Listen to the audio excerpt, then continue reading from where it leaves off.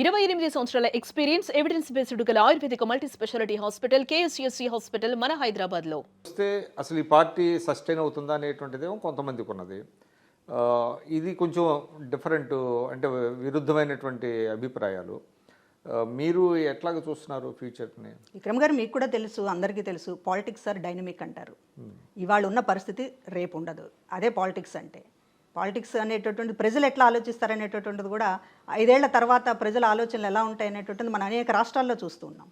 అంతా బాగా చేశాము, ఎందుకు ప్రజలు ఈ తీర్పు ఇచ్చారనేటటువంటిది అర్థం కానటువంటి పరిస్థితి చాలా పార్టీలకు ఉంటుంది. కాబట్టి ప్రజలు ఖచ్చితంగా ఇప్పుడు ఉన్నటువంటి మూడ్లోనే ఉంటారు, లేకపోతే కండిషన్స్ అన్నీ ఇలాగే ఉంటాయని పాలిటిక్స్లో ఎవరు అనుకోరండి. పార్టీలు నడిపేవాళ్ళు అనుకోరు ప్రధానంగా, మిగతా వాళ్ళు అనుకుండొచ్చు. ఇప్పుడు చంద్రబాబు నాయుడు గారికి కానీ, లోకేష్ గారికి కానీ, పవన్ కళ్యాణ్ గారికి కానీ వీళ్ళ క్లారిటీ ఉంటుంది. బీజేపీకి కానీ ఏ కండిషన్లో ఎట్లా ముందుగానే ఊహిస్తారు. ఒక 10 అడుగుల ముందు 10 నెలల తర్వాత ఏం జరగవచ్చు అనేటటువంటి దాంతో ఇప్పుడు స్టెప్ వేస్తారు. అది రాజకీయాలు ఎప్పటికప్పుడు మారుతూ ఉంటాయి పరిణామాలు. అంతేగాని జగన్మోహన్ రెడ్డి గారు పూర్తిగా ఇంకా ఏమీ ఉండదు అనేటటువంటిది ఏమీ ఉండని రోజున చెప్పుకోవాలి. అంతేగాని ఇవాళ కండిషన్స్ని చూసి ఇంకా అతనికి ఏమీ ఉండదు అనేటటువంటిది అది అది కరెక్ట్ అయి ఉండొచ్చు, వాస్తవమే అవ్వచ్చు. అతను అయినప్పటికీ కూడా నీ ఎత్తుగడ అలా ఉండకూడదు కదా, నీ ఫైట్ అలా ఉండకూడదు, నీ ఫైట్ అలా ఉండకూడదు. అతను ఉన్నాడనే నువ్వు ఫైట్ చేయాలి, లేకపోతే సంతోషం.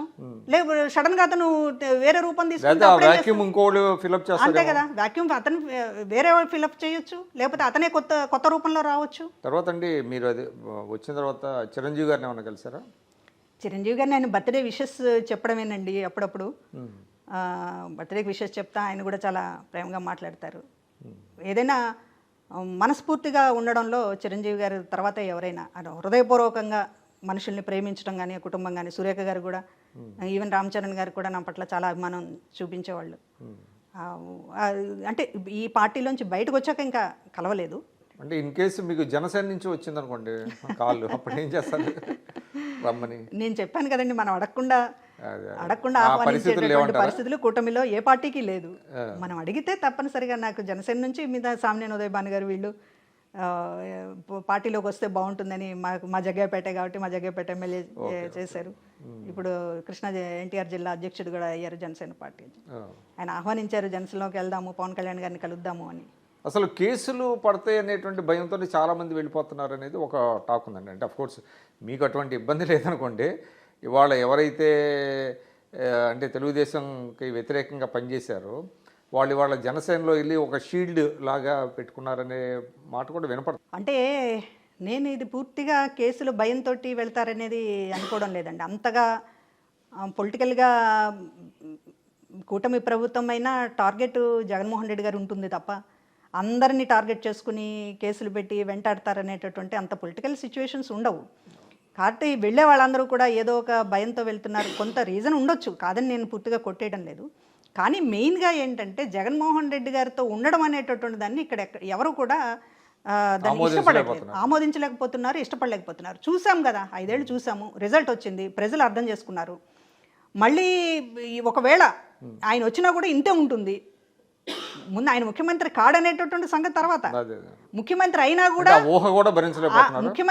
కూడా ఆయన పక్కన ఉండడానికి ఇష్టపడట్లేదు. అది అంతకంటే ఇంకా లూజ్ ఏముంటుంది జగన్మోహన్ రెడ్డి గారు. జగన్మోహన్ రెడ్డి గారు చాలా చేశాను అని ఎవరి పట్లైనా అనుకుంటే చాలా తప్పండి.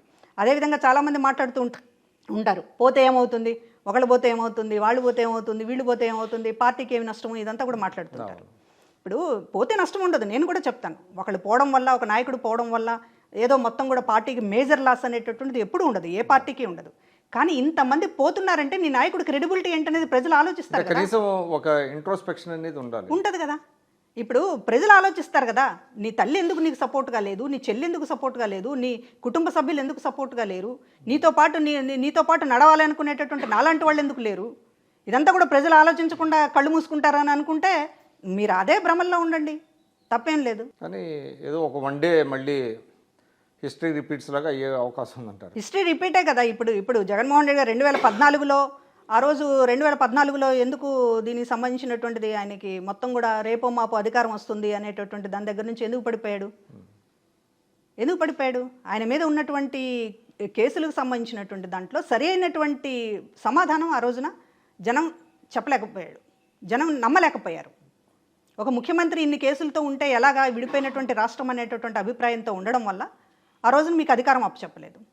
5 ఏళ్ల తర్వాత మిమ్మల్ని ముఖ్యమంత్రిగా చూసిన తర్వాత మీ రిషికొండ వ్యవహారాలు లేకపోతే మీకు సంబంధించినటువంటి అనేక విషయాలు ప్రజల కళ్ళ ముందు చూశారు. మాకు డబ్బులు ఇస్తున్నావు, మమ్మల్ని కొనుక్కుంటున్నావు. ఇది ప్రజలు బాగా అర్థం చేసుకున్నటువంటి విషయం. డబ్బులు ఇస్తున్నాము అనేటటువంటి పేరుతోటి ప్రజలు ఇక మొత్తం కూడా జగన్మోహన్ రెడ్డి గారిని భుజాల మీద మోస్తారు. 30 ఏళ్ల పాటు నన్నే ఎన్నుకుంటారు, ఇక నేను ఏం చేసినా చెల్లుతుంది. లేకపోతే ఎవడైనా బుద్ధున్నాడు ఎవడైనా సరే 6 నెలల ముందు ఎలక్షన్ పెట్టుకుని చంద్రబాబు నాయుడు గారు లాంటి వాళ్ళని అరెస్ట్ చేస్తాడండి? పొలిటికల్ స్ట్రాటజీ అనేటటువంటి దాంట్లో అంటే ఎంత ఈగోకు పోకపోతే అంటే నేను ఏం చేసినా చెల్లుతుంది. చూసారా, ఎలక్షన్ 3 నెలల ముందు పెట్టుకుని చంద్రబాబు నాయుడు గారిని అరెస్ట్ చేసి నేను ఎలా గెలిచానో చూపిస్తాను, కిక్ అంటాడు చూసావా ఏదో సినిమాలో. అది కాకపోతే ఇది రాజకీయమా? ఎవరైనా చేస్తారా చంద్రబాబు నాయుడు గారిని అరెస్ట్? చెప్పండి. ఆ ఏజ్లో అతను అరెస్ట్ చేస్తే ఏ రకంగా ప్రజలు స్వీకరిస్తారు? అతను మంచి ఇవాళ రాష్ట్రానికి సంబంధించినటువంటి సుదీర్ఘకాలం పాటు ముఖ్యమంత్రిగా చేసినటువంటి వ్యక్తి. అతని రోల్ ఉంది, ఈ రాష్ట్రం ముందుకు పోవడంలో ఆయన రోల్ ఉంది. అలాంటి వ్యక్తిని అరెస్ట్ చేస్తే ఆ వయసులో అంటే ఏం చేసినా చెల్లుతుంది అనేటటువంటి అహంకారం తలకెక్కిన తర్వాత ఫలితం ఇలాగే ఉంటుంది. ప్రజలని తక్కువ అంచనా వేయటం, రాజకీయాలను తక్కువ అంచనా వేయడం. రాజకీయాలంటే కేవలం దాన్ని ఒక అధికారాన్ని అడ్డం పెట్టుకుని ఇష్టారాజ్యంగా సంపాదించవచ్చు అనేటటువంటి ఒకే ఒక ఫిలాసఫీ తప్ప ఇంక మిగతాది ఏమీ ఆయన పట్టించుకోలేదు. మీరు రాజీనామా చేసే ముందు, ఎందుకంటే మీ హస్బెండ్ కూడా సామాజిక కార్యకర్త, నాయకుడు ఆయన, అదేవిధంగా మీ చిల్డ్రన్ కానీ మీ కుటుంబ సభ్యులతో చర్చించారా? చర్చించామండి. ఖచ్చితంగా ఇవాళ ఈవీఎంలు దీని గురించి మాట్లాడుతూ ఉన్నప్పుడు నేను చాలామంది దగ్గర కూడా మాట్లాడాను. ఈవీఎంల వల్ల జగన్మోహన్ రెడ్డి ఓడిపోయాడని కొంతమంది పాపం నమ్మి మాట్లాడుతున్నప్పుడు నా కుటుంబంలో నా వెనక వచ్చినటువంటి పోలింగ్ బూత్లోకి నా వెనక వచ్చిన నా కూతురు తెలుగుదేశం పార్టీకి ఓటేసింది.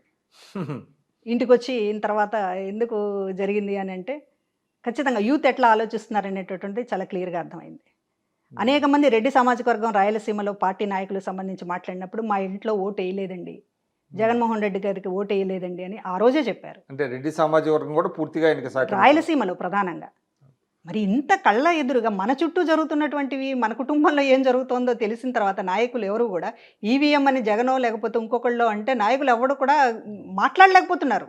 ఎందుకంటే వాస్తవం ఏంటనేది వాళ్ళకి తెలుసు. రాయలసీమలో రెడ్డి సామాజిక వర్గం కుటుంబాల్లోనే వేయలేదు, తెలుగుదేశం పార్టీకి వేశారు. అంటే వాళ్ళకి నిజంగానే అంటే రెడ్డి సామాజిక వర్గం వేయలేకపోవటం అనే దాన్ని మనం గొప్పగానే చూడాలి. ఎందుకంటే వాళ్ళు ఆ కాస్ట్ బ్యారియర్ని దాటి ఆలోచించినట్టుగా.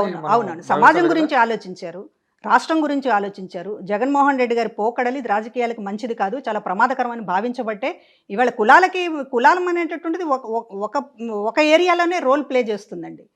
మనుషులుగా చూస్తారు ముందు. ఆ మనిషి మంచోడా కాదా, ఆ మనిషి వల్ల ఏమన్నా ఉపయోగమా కాదని చూస్తారు. ఇతను మొత్తం కూడా నేను రాజీనామా లెటర్లో కూడా రాసింది సమాజం పట్ల కూడా బాధ్యత లేదు అని మాట్లాడడానికి కారణం జగన్మోహన్ రెడ్డి గారు ఎక్కడ ఎవరి గురించి కూడా ఆలోచించడం లేదు. ఏ వర్గం గురించి, నేను చేస్తున్నటువంటి పని వల్ల ఈ రాష్ట్రానికి నష్టం ఎలా జరుగుతుంది, లేకపోతే ఈ వర్గం ఎంత నష్టపోతారు అనేటటువంటి ఆలోచించలేదు. ఎంతసేపటికి తనకు ప్రయోజనమా లేదా, తనకి ఆర్థికంగా లబ్ధా లేదా, తన దోపిడీకి ఉపయోగపడద్దా లేదా, ఈ అంచనాలు తప్ప ఎక్కడా కూడా సమాజం పట్ల అతను బాధ్యతగా వ్యవహరించలేదు. కాబట్టి ఆ పరిస్థితుల్లో నేను ఖచ్చితంగా కుటుంబంతో మాట్లాడాను. వాళ్ళు చాలా స్ట్రెస్ తీసుకున్నారు. ఇంతకాలం పొలిటికల్ లైఫ్ నుంచి బయటకు వస్తున్నప్పుడు ఎలా ఉంటుందో తెలియదు, ఎవరు ఆహ్వానిస్తారో తెలియదు, ఎంత వ్యతిరేకత ఉంటుందో తెలియదు, ఎలా ట్రోల్ చేస్తారో తెలియదు. పైగా ఈ జగన్మోహన్ రెడ్డి గారి పగా ప్రతీకారాలు తెలిసినటువంటి వాళ్ళు, రకరకాల కథలు వింటున్నటువంటి వాళ్ళు కొంత ఎక్కువ ఊహించుకుని కూడా భయపడేటటువంటి పరిస్థితి ఉంటుంది. ఇన్నిటి మధ్య కుటుంబం చాలా సపోర్ట్గా నిలబడింది నాకు, నా పిల్లలు కానీ నాకు కానీ. ఇవాళ ట్రోల్స్ రకరకాలుగా మాట్లాడుతున్నటువంటి వాళ్ళ మీద కూడా నా పిల్లలే చాలా గట్టిగా వాయిస్తున్నారు, వాళ్ళకి ఫోన్లు చేసి మీకు ఏం తెలిసిన మాట్లాడుతున్నారు, ఏం జగన్మోహన్ రెడ్డి గారు మమ్మల్ని ఏం ఆదుకున్నారని మీరు మాట్లాడుతున్నారు. లక్ష్మీపార్వతి లాంటి వాళ్ళు ఇష్టం వచ్చినట్టు మాట్లాడుతుంటే నా కూతుళ్ళే ఫోన్ చేసి వార్నింగ్ ఇచ్చారు. లక్ష్మీపార్వతి గారు మీ మీద మాట్లాడారు, ఇంటర్వ్యూ ఇస్తూ చాలా అవాకులు చవాకులు మాట్లాడుతూ ఉంటే ఖచ్చితంగా నా కుటుంబం అయితే ఊరుకునేటటువంటి పరిస్థితిలో లేదు. నేను అంతకంటే ఊరుకోను. నేను డైరెక్ట్ అటాక్ ఎవరు ఏ చెత్త మాట్లాడినా కూడా జగన్మోహన్ రెడ్డి గారు మాట్లాడిస్తున్నాడనే నేను భావిస్తాను. ఓకే అండి, మీకు రాజకీయ భవిష్యత్తు ఉండాలని మేము కూడా కోరుకుంటాం. ఎందుకంటే మీరు రాజకీయాల్లో ఉండటం వల్ల కొంత మీరు ఇందాక అన్నట్టుగా సమాజానికి మేలు జరగటం అనేటువంటిది చాలా ఇంపార్టెంట్. అది రాజకీయ పార్టీకి మేలు జరుగుతుందా లేదా అనేది పక్కన పెడితే, బట్ ఒక వాయిస్ ఏదైతే ప్రజల తరఫున ఉందో ఆ వాయిస్ అనేది సప్రెస్ కాకూడదు, ఆ వాయిస్ వెళ్ళాలి. ఖచ్చితంగా మీరు మీ రాజకీయ భవిష్యత్తు ఆ విధంగా వెళ్ళాలని కోరుకుంటున్నాము. నమస్కారం. థ్యాంక్ యూ అండి, థ్యాంక్ యూ.